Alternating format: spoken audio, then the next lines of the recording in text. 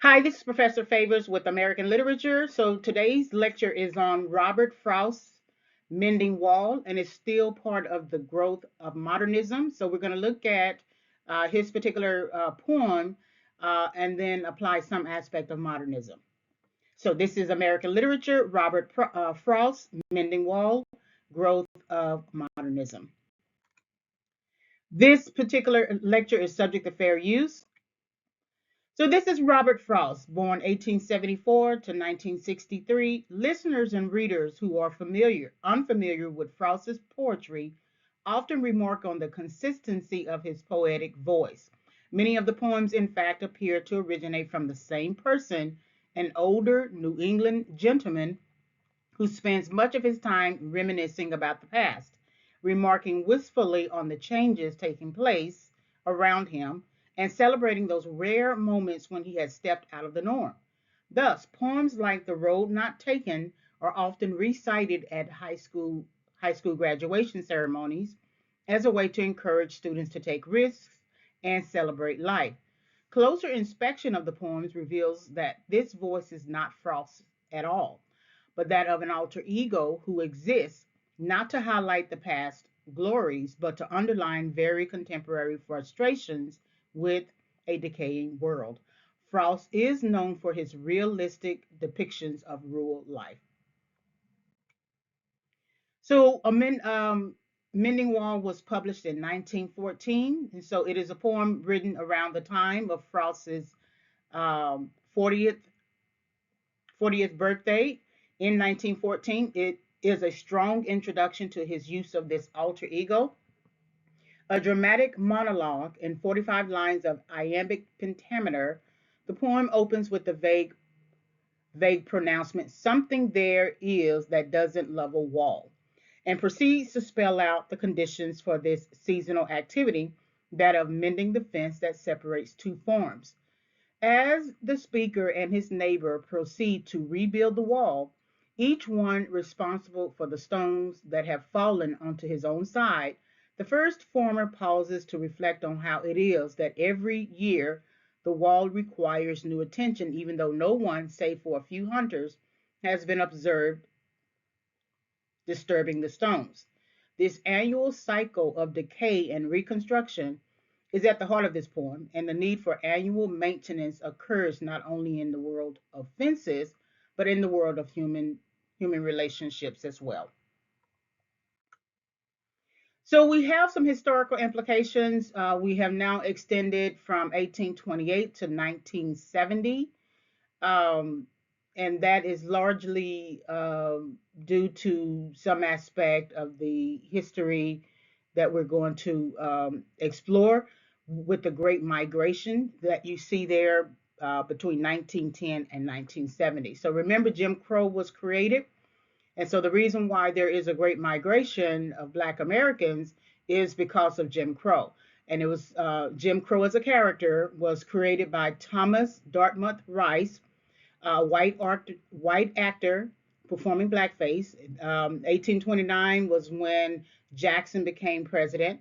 So we still have anti-slavery sentiment, which is your abolitionist movement, Nat Turner's revolt, slavery debates, Oberlin College enrolling female students, Florida, Texas becoming states, the Mexican American War, Fugitive Slave Act, Dred Scott Sanford decision, and then we have all of your amendments from American Civil War, Emancipation Proclamation, as well as the Reconstruction era, and then the assassination of Lincoln. So then we have 13th, 14th, 15th amendments, and then the end of the abolitionist movement.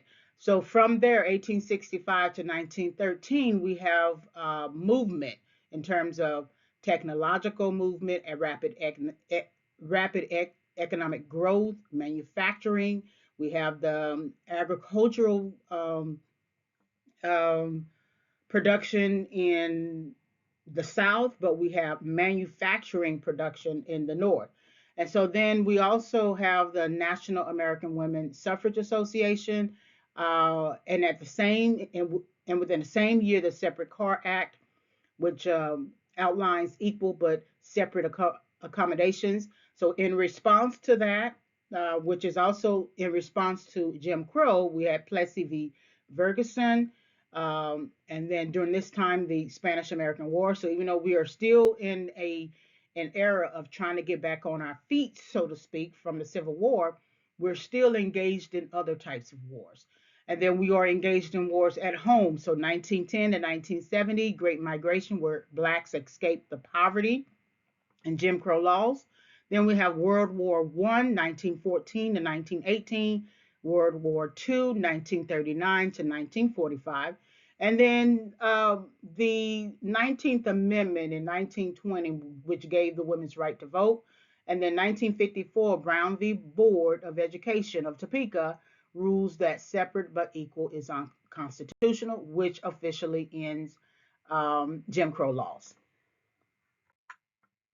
So let's review Jim Crow laws very quickly, which outlines segregation of whites and persons of color. And then Jim Crow laws, of course, 1877 to 1950, or the 1950s, which enforced racial segregation in the South between the end of Reconstruction and the beginning of the Civil Rights Movement. And it was named after a particular individual, Jim Crow, who performed um, in blackface.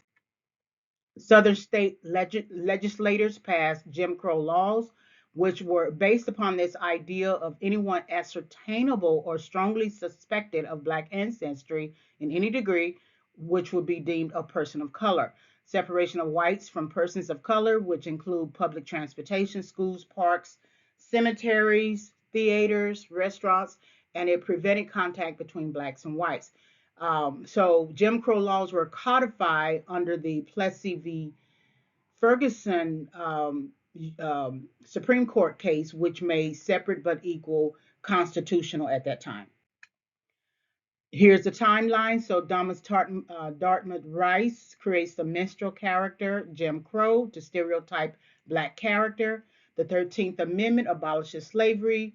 Hall v. Decour rules that states cannot prohibit segregation on carriers such as railroads, streetcars, and riverboats. The Supreme Court declares the Civil Rights Act of 1865 unconstitutional, sanctioning separate but equal. Louisiana's Separate Car Act requires equal but separate accommodations. Then we have the Supreme Court upholding the Separate Car Act, which solidified the Jim Crow era. Jim Crow laws expanding to segregation in schools, businesses, sports, churches, hospitals, and all ways of life. Uh, Brown v. Board of Education ruled that separate but equal is unconstitutional. And then we had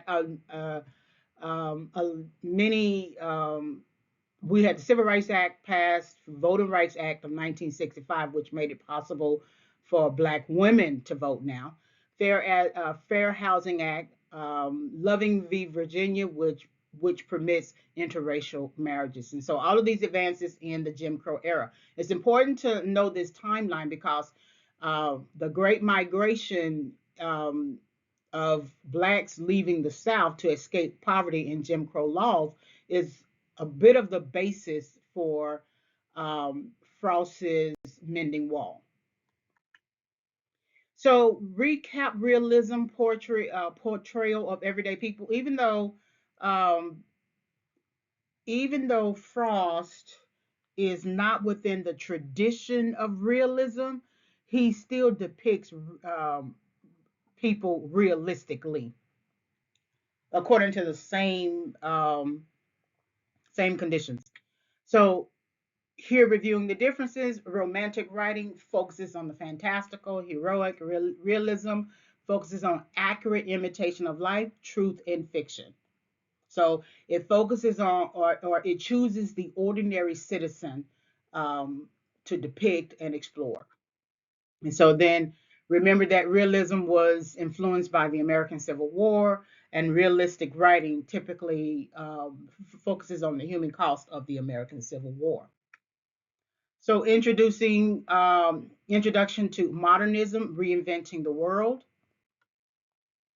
And here are some historical drivers for reinvention. So there is At the beginning of the course, there is an overview of American literature with a few, with a separate lecture on the modernist period, or modernism.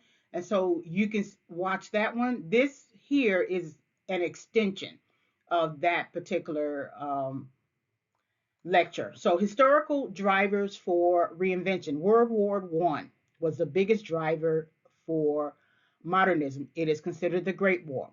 World War One was a European conflict with Great Britain, France, Russia, and Italy considered the Allied forces, and Germany and Austria-Hungary and the Ottoman Empire considered the Central Powers. World War One was considered the first global war and first fully industrialized war, featuring shelling, machine guns, mustard gas, and advanced weaponry. Tensions rose when Adolf Hitler came to power in the 1930s, which led to World War II.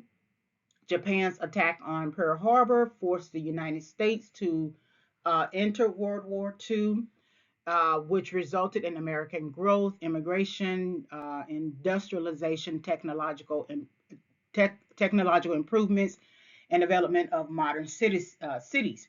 The Industrial Revolution gave rise to factories moving the country from agricultural roots to industrial based economy. The invention of the automobile and the assembly line in the early 1920s created an industry, spurred investments into infrastructure, and made personal travel available. So everyone started to get on the road.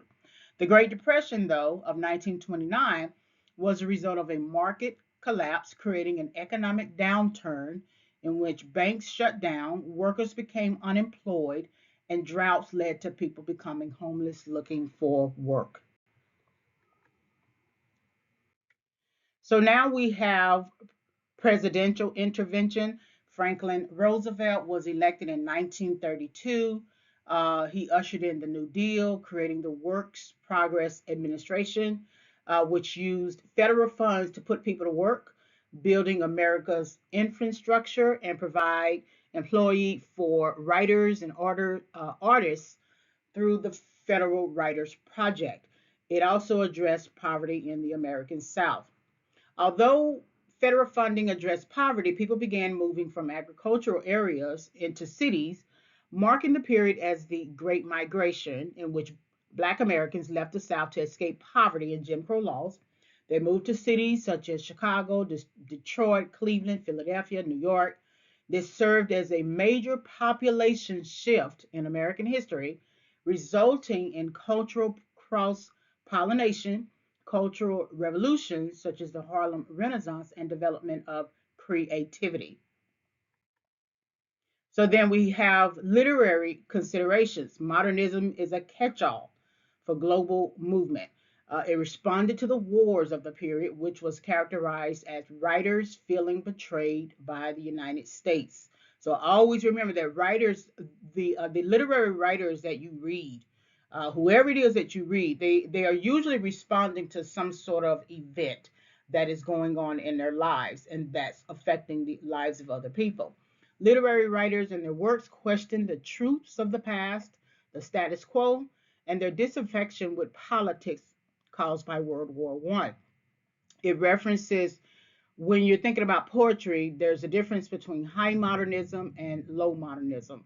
Modernism focuses on the formal, examining how much America has changed and shifted and has become fragmented and disjointed, while low modernism experimented with form. So prose, both fiction and nonfiction, focused on writers, challenging form, style, and content. Many writers were explicit critical in their political critiques.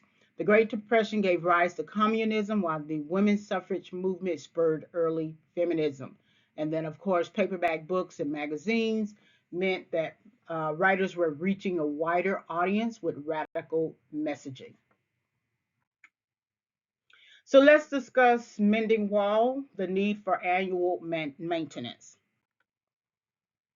Here's some preliminary considerations in terms of questions. So what is the purpose of a wall? Just you yourself, if you are in your room, wherever you are, look around you and look at the difference between where a wall is situated and where a wall is not situated. So, what's the purpose of a wall?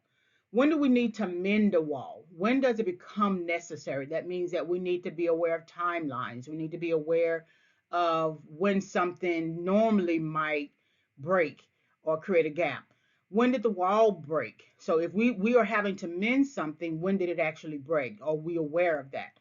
And then what are our examples of walls? So for strategies, usually when I'm in a classroom, I will assign certain strategies to students, to groups.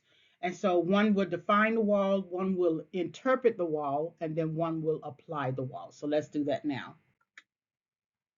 So let's define the wall. Something there is that doesn't love a wall, that sends the frozen ground swell under it, and spills the upper boulders in the sun, and makes gaps even two can pass the breast. The work of hunters is another thing. I have come after them and made repair, where they have left not one stone on a stone, but they would have the rabbit out of hiding, to please the yelping dogs. The gaps, I mean. No one has seen them made or heard them made, but at spring mending time we find them there. So what he's suggesting here is that there are gaps in a particular wall. No one has seen them made. We don't know how they come to be. There is something there is that doesn't love a wall. So there's something, even though it's a generalization, is something there. The something could be represented by an animal, which is that rabbit or the yelping dog. It could be a person. The something could be personified in the work of the hunters. But something there is that doesn't love a wall. So there's somebody or something doesn't like a wall, doesn't like the fact that the wall, when they come up against the wall, is preventing them, um, or preventing it from going forward. Because anytime you build a wall, and depending upon how high the wall is going to prevent you from moving forward. So if you had plans that day and all of a sudden you run into what we might say a cul-de-sac where uh, there's no outlet for that street, that kind of works like a wall, because now you're going to have to turn around, drive back up the street to figure out where you went wrong.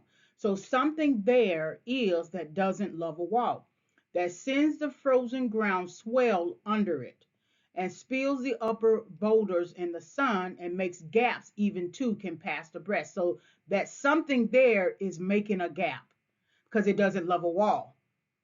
And so we understand the work of hunters is another thing. They, of course, when they are hunting, and hunters, we don't really know the definition of hunters. It could be just simply hunters, person hunting with their dogs. The work of hunters is another thing. When they make gaps, it's a completely different thing. Uh, their gap making may be tied to their job of hunting. They're not really concerned about breaking walls. They are concerned about hunting. And so I have come after them and made repair. So because they don't have the same concern as the first person I hear, which is an alter ego of Frost, he has to clean up in a sense or repair what they have broken. And so again, something there is that doesn't love a wall is talking about the person who makes the gap that we don't see, where they have left not one stone on a stone, but they would have the rabbit out of hiding, to please the yelping dogs. So um, they their goal, the hunter is one thing, and we have a semicolon here. I mean a colon here. And so now that colon, everything that comes after that colon is defining the work of the hunters. Okay. When you see a semicolon, which is a period on top of um, a comma, It's everything everything that comes after that sentence is basically reinforcing what is going on. I mean, everything that comes after that semicolon is basically reinforcing everything that came before. So, and spills the upper boulders in the sun and makes gaps even two can pass the rest. So, the work of the hunters is another thing. I have come after them and made repair where they have left not one stone on a stone, which would normally be, say, we're thinking about landscaping, but they would have the rabbit out of hiding to please the yelping dogs. So they don't mind making a gap if they could please the yelping dogs to find the rabbit. The dogs are very curious. They hear things that we don't hear. And so what this is suggesting is that the hunters will permit the gaps just to please the yelping dogs because the dogs are preoccupied with trying to find the rabbit.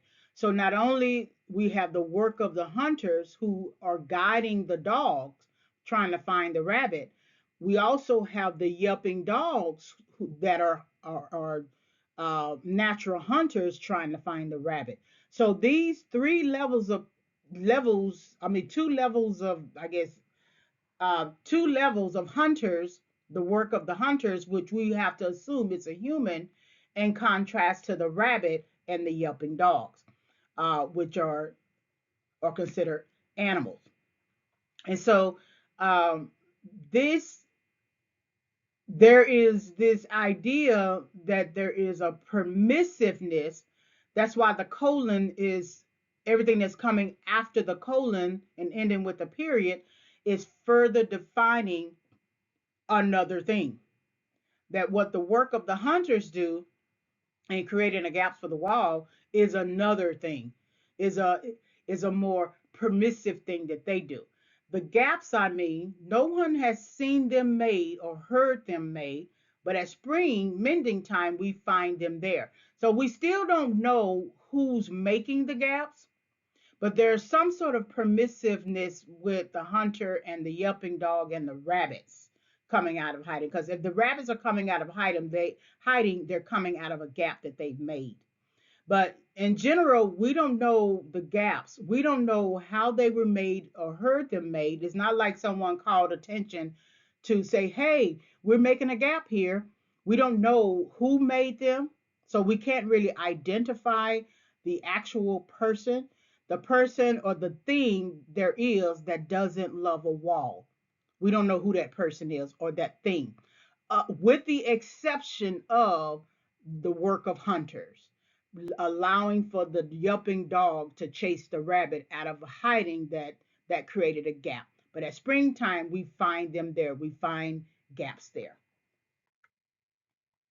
So let's interpret the wall, which is kind of defined by differences. So I let my neighbor know beyond the hill, and on a day we meet to walk the line and set the wall between us once again. We keep the wall between us as we go. To each the boulders that have fallen to each, and some are lows and some so nearly balls, we have to use a spell to make them balance. Stay where you are until our backs are turned. We wear our fingers rough with handling them. Oh, just another kind of outdoor game. One on the side, it comes to a little more. There where it is, we do not need the wall. He is all pine and I am apple orchard. I think the last line really tells you about differences in terms of one is consider we have third person he and we have first person I. And so he, which gives you some distance in how the first person I is perceiving the person. Um, um, he is alpine. He didn't start out with I am apple orchard. He didn't start the sentence or begin the sentence with his perspective of himself first. He's looking at the perspective of the other person first. And so he is alpine. And if you, this right here is an and, which means both or considers both, but it reads more like an or. He's all pine, but I am apple orchard. Okay, so I let my neighbor know beyond the hill. And on a day we meet to walk the line and set the wall between us once again. So we keep the wall between us as we go. So we are forced to come back and repair a wall that has gaps in it. And now we're going to go through the process of repairing that wall. This is our process. We are walking the line. If you've ever put up fencing, if you've ever put up anything that created a wall, you could put up a sheet in your room between two siblings, and it creates sort of like an artificial wall. We meet to walk the line. We understand that the wall is there, or that we need to create the wall, and it's going to create, and it's going to force us to walk in a line to get it done. We just can't throw up a wall anywhere. We actually have to walk in a straight pattern so that we don't have any crookedness um, in repairing the wall. We don't want to have to keep coming back. If anything, the most that we always have to do is come back in springtime. We don't want to have to come back fall and summer, right? So we want to walk the line the way it's supposed to be done and set the wall between us once again. So that means that between this line and this line here, there was an opportunity. There was an opportunity to know each other, right? Beyond that line, there was an opportunity to do something differently than mend the wall. They could have torn down the wall, because when we see and set the wall between us once again, that means that basically suggests that even if we had an opportunity to take down this wall, we're going to continue to abide by the status quo. The status quo is build that wall, keep the wall between us, keep the wall between us as we go. So the wall is getting in the way of communication. Sure, if both people are on the side of the wall and they are sort of having a talk with each other, there's some kind of communication there because they have to each teach each other how to build on their separate sides, right? On their individual sides, where to pitch, where to straighten up the wall, where to hold it up, to be sure that it doesn't fall over again, where to place the stones, anything. But these three lines suggest that there was more there that they could have considered, but they would rather keep the status quo. Set the wall between us once again, keep the wall between us as we go. As we move forward, we're still going to have this wall. We're going to always have this wall. And so to each, the boulders that have fallen to each, so each person has his own respective boulder, right, to hold it down. And some are lows and some so nearly balls. We have to use a spell to make them balance. Here's this colon again. Stay where you are until our backs are turned. We wear our fingers rough with handling them. So the more that we are continually building this wall, or repairing this wall, it is affecting us physically.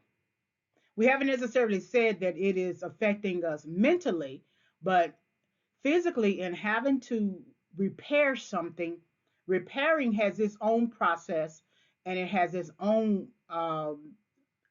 physical process as well, or just another kind of outdoor game.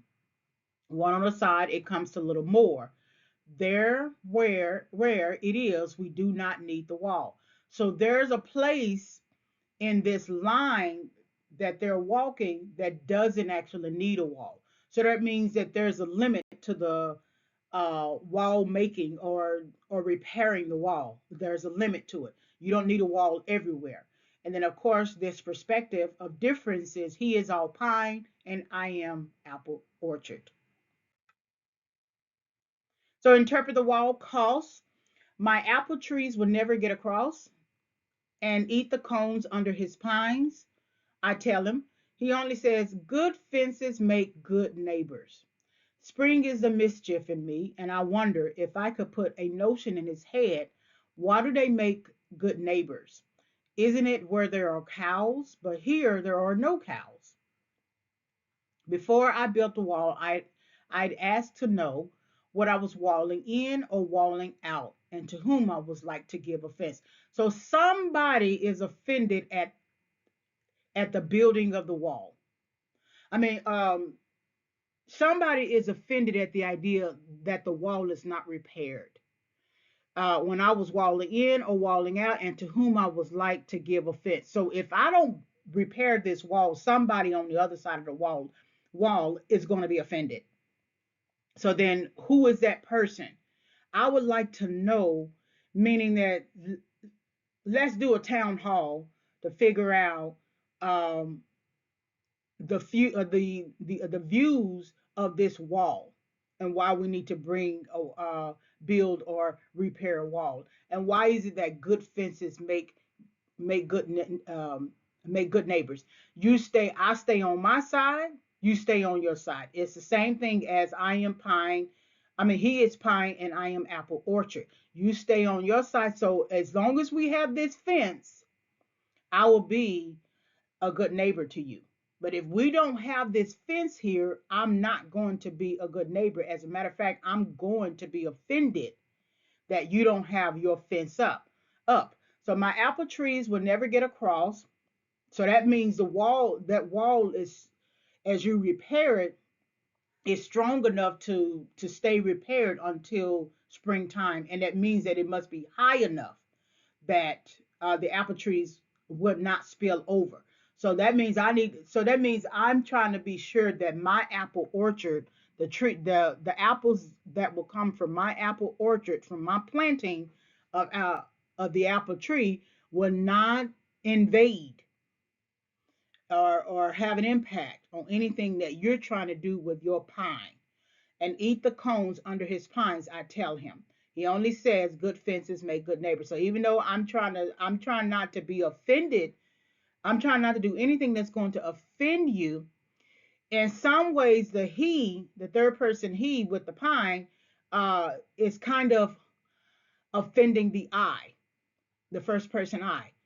He's saying here, the first person I is saying here, hey, look, I'm not trying to offend you. I'm just going to be sure that my apple trees do not come over your wall, and we'll be fine, and you don't have to worry about me, type thing.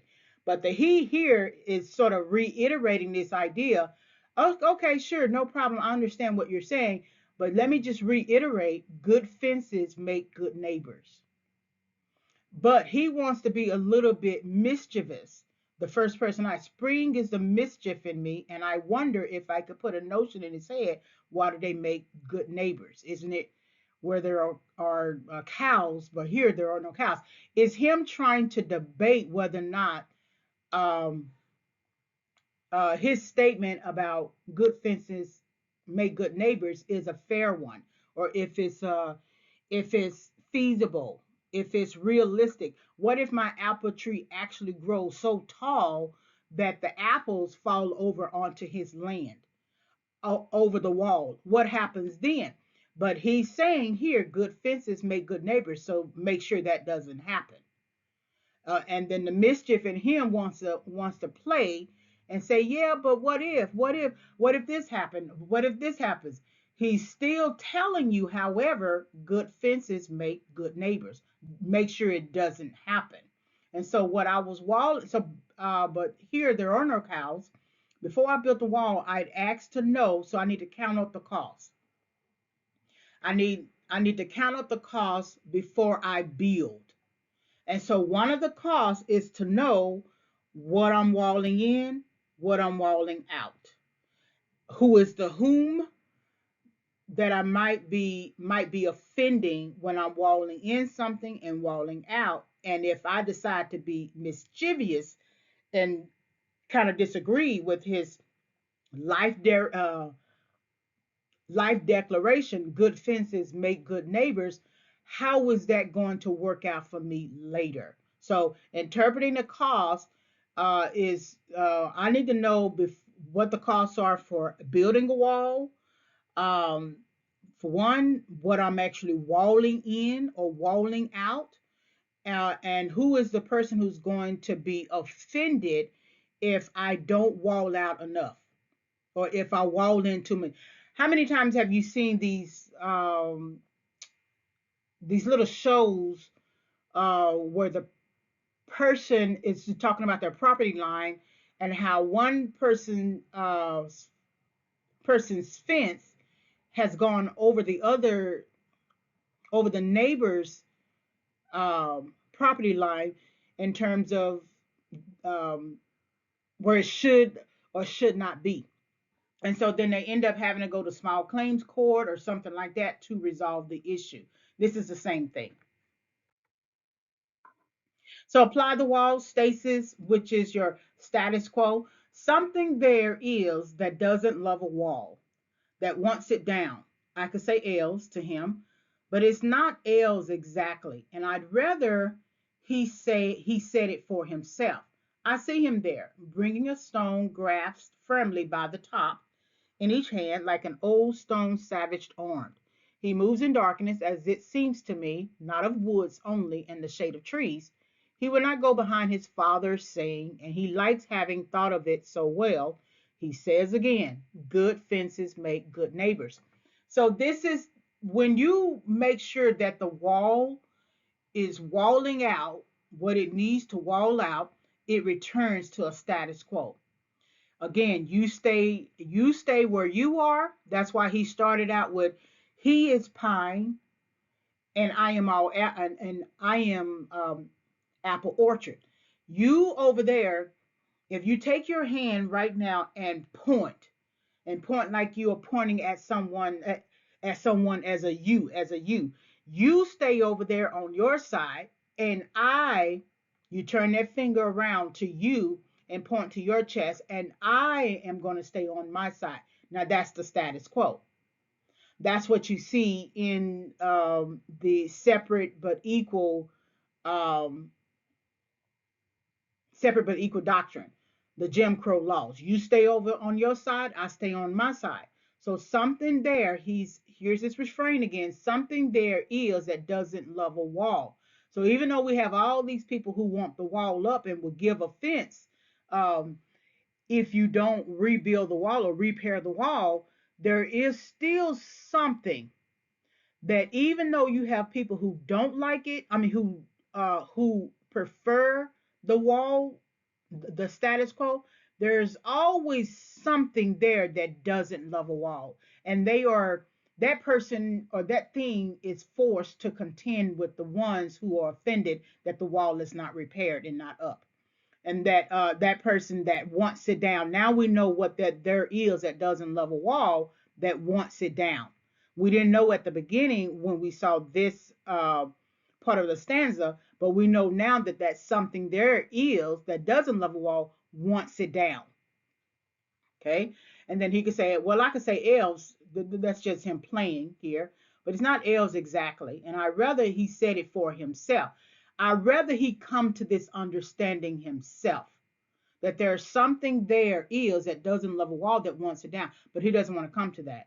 Instead, I see him there to think about I mean, to think about the word instead being implicit. Instead, I see him there bringing a stone grasped firmly by the top in each hand.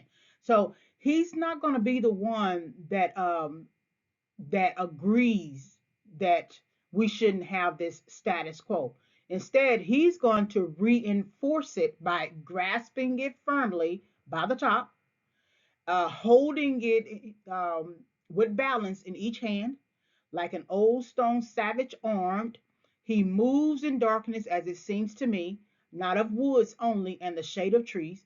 He will not go behind his father's saying, and he likes having thought of it so well. So now it's moving from one generation to the next. So he's taking hold of this status quo. You stay on your side, I stay on my side. This is reinforced by this idea that good fences make good neighbors. Good fences make good neighbors. So that's applying the wall status quo. So, what does a wall symbolize? What could it mean? So, the wall could be the political issues of the day, the social issues of the day, race relations, we know for certain, the economy of the day, Jim Crow laws, separate but equal doctrine. There are some literary movements. So even though Robert Frost is part of modernism, he's using some realistic aspects of his writing. So there's this movement from Romanticism to Realism to Naturalism to Modernism. Each literary author under a particular literary movement tends to critique the previous movement, the previous movement. So you have a realist critique the romantics. You have a naturalist either extend what realism suggests, or sort of go a different route just altogether. That we're not, for the naturalists, we're not really concerned about the deity. We're concerned about how nature is indifferent to man. And then modernism is going to critique in some ways naturalism, realism, and romanticism. So um, it could be the wall could be literary movement, and then different types of relationships. So that in group versus out group, that's more or less along the lines of psychology teaching. The in group, and if you think about high school, who was considered the in group and who was considered an out group, and how the in group created a wall between the in group and the out group. So it's the same sort of concept, but just different environment. And then, of course, we had World War One, World War Two, Great Depression, Great Migration. So these are some of the examples of what the wall could symbolize and mean. All right, so you can find Introduction to Modernism, Robert Frost, Mending Wall with the link, the Britannica entry for Jim Crow laws, because it directly applies here. Then, of course, resources for Spanish American War, glossary of literary terms, point of view, Britannica entry for Plessy v. Ferguson, Separate Car Act, Emancipation Proclamation, and then the causes and effects of the American Civil War. So sometimes, again, we may have to remember certain particular aspects of a historical event, and especially if it applies to what's going on in a literary work. So, resources for Robert Frost, American Port. There's a Britannica entry for Robert Frost. He's American poet. There's also the Poetry Foundation, which you'll see a lot of Emily Dickinson's work, and then there is a biography. This is the end of the presentation. Thank you very much for listening.